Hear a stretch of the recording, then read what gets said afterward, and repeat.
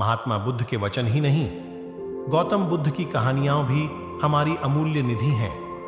गौतम बुद्ध की प्रेरक कहानियां जीवन के रहस्यों को उद्घाटित करती हैं और हमें राह दिखाती हैं। इसीलिए लोग आज भी महात्मा बुद्ध की कहानी को सुनना पसंद करते हैं। इसी क्रम में आज हम आपके लिए गौतम बुद्ध की कहानी लेकर आए हैं। यह कहानी गौतम बुद्ध के जीवन की सच्ची घटना है। हम आशा करते हैं कि ये महात्मा बुद्ध की कहानी आपको पसंद आएगी। कहानी को शुरू करते हैं। गौतम बुद्ध जब भी अपना प्रवचन समाप्त करते, अपने शिष्यों को 3 बार समझाते और कहते कि जाओ अब अपना अपना काम करो।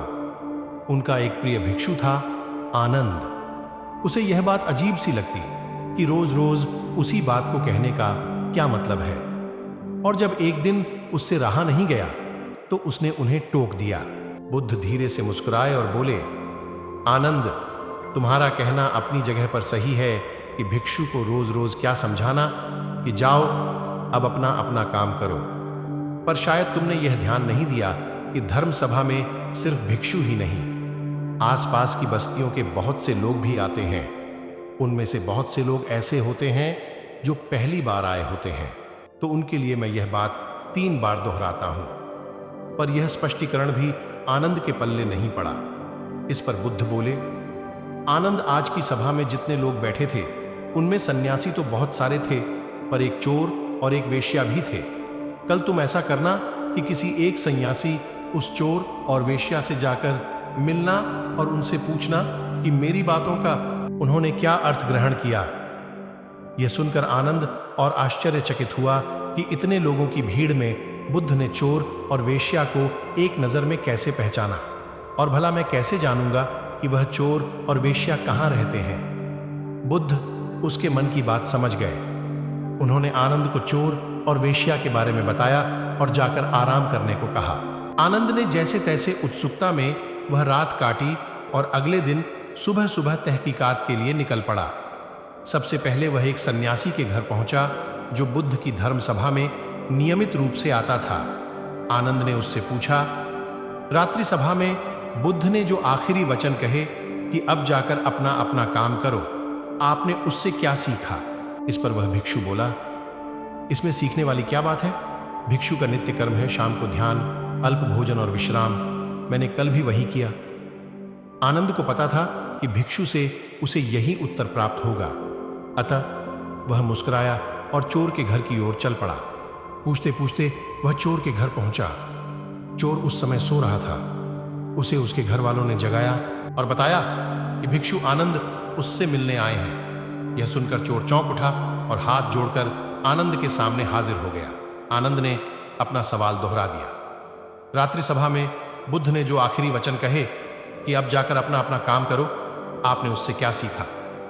चोर विनम्र शब्दों में बोला, भिक्षु, बुद्ध तो अंतर्यामी है, इसलिए आपसे क्या छिपाना। मैं कल रात पहली बार बुद्ध की धर्म सभा में गया और उनके प्रवचन सुने। मेरा तो जीवन ही सफल हो गया। बुद्ध के प्रवचन सुनने के बाद मैं उनके कहे अनुसार अपने काम यानी कि चोरी करने निकल पड़ा, और कल इतना तगड़ा माल हाथ लगा कि अब आगे मुझे चोरी करने की जरूरत नहीं पड़ेगी। अब मैं अपना जीवन आराम से काट सकूंगा। चोर की बात सुनकर आनंद हैरान रह गया। वह वहां से उठा और वेश्या के घर की ओर चल पड़ा।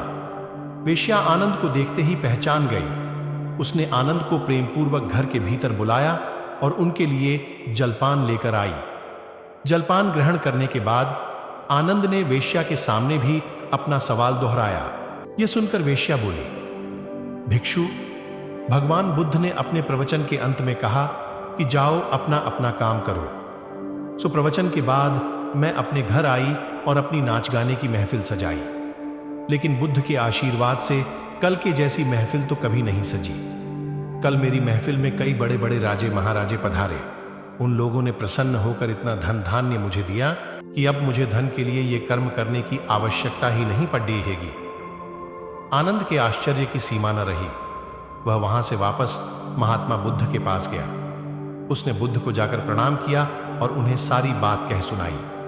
बुद्ध बोले, आनंद, इस संसार में जितने भी व्यक्ति हैं, सबके मस्तिष्क अलग अलग हैं। वे सभी लोग अपनी बुद्धि और क्षमता के अनुसार ही हर बात का मतलब निकालते हैं। इसीलिए मैं अपनी इस बात को 3 बार कहता हूं कि जाओ अब अपना अपना काम करो। इसके पीछे मेरी सोच यही है कि किसी के समझने में कहीं कोई कमी न रह जाए, लेकिन इसके बाद भी लोग उस बात का मतलब अपने अपने हिसाब से समझते हैं और इसका कोई उपाय भी नहीं है। इसीलिए ये सृष्टि ऐसी है। हम इसे बदलने के लिए लोगों को प्रेरित तो कर सकते हैं, पर हमारी बातों का कितना असर उन पर होगा यह कोई नहीं जानता। इसीलिए मैं सभी के साथ एक समान व्यवहार करता हूं और सभी को एक समान अपना अपना कार्य करते रहने के लिए प्रेरित करता हूं। दोस्तों, हम उम्मीद करते हैं कि आपको यह महात्मा बुद्ध की कहानी आपको पसंद आई होगी, और हाँ, इसे अपने फ्रेंड्स के साथ भी शेयर करना मत भूलिएगा, जिससे वे भी गौतम बुद्ध की कहानियां का आनंद ले सकें और इससे प्रेरणा हासिल कर सकें। और आपको कहानी अच्छी लगी हो तो हमारे चैनल को सब्सक्राइब जरूर करें।